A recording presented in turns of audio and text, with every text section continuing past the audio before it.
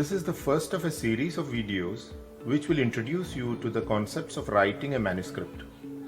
One of the most important of these is plagiarism. So let's discuss this first.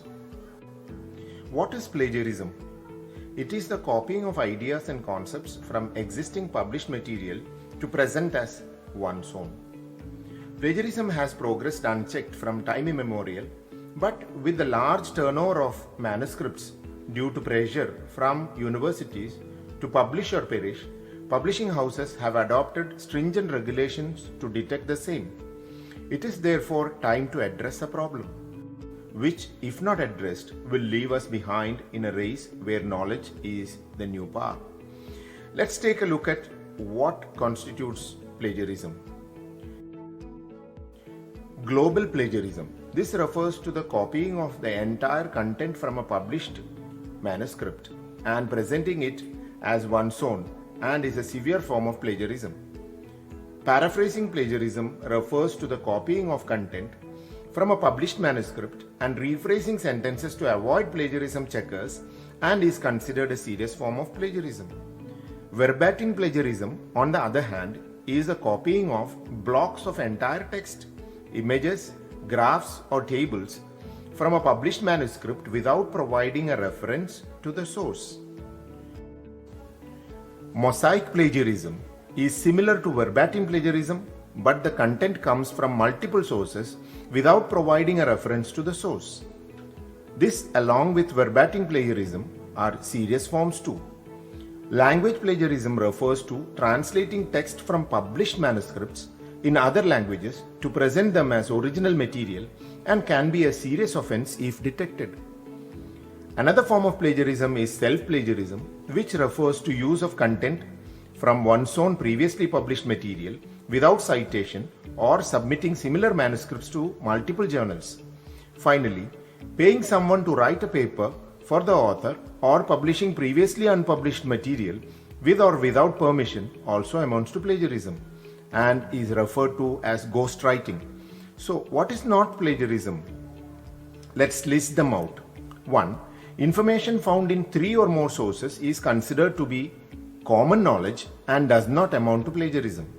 Writing an article with a borrowed concept in your own words with reference to the original article is also not considered plagiarism. Number 3. Using a direct quote with credit to the original author is another way to avoid plagiarism. And finally, number 4, paraphrasing or summarizing a topic with citation also does not qualify as plagiarism. So how can plagiarism be avoided? The first thing to do is to write a thorough review of literature in one's own words.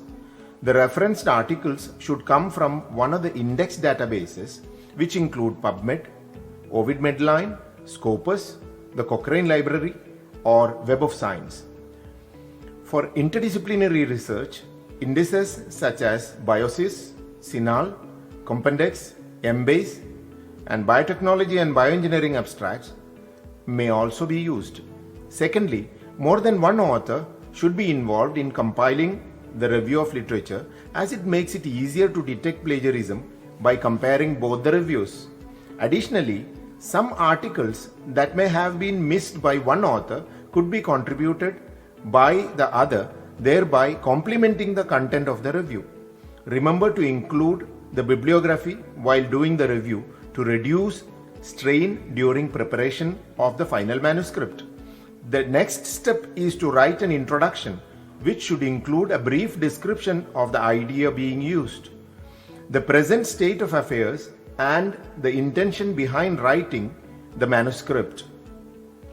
All of this should be written with a good flow between the sentences based on the information obtained from the review as well as a thorough understanding of it. The review of literature will also contribute towards the content of the discussion and conclusion, and therefore the importance of writing one without plagiarism cannot be stressed enough.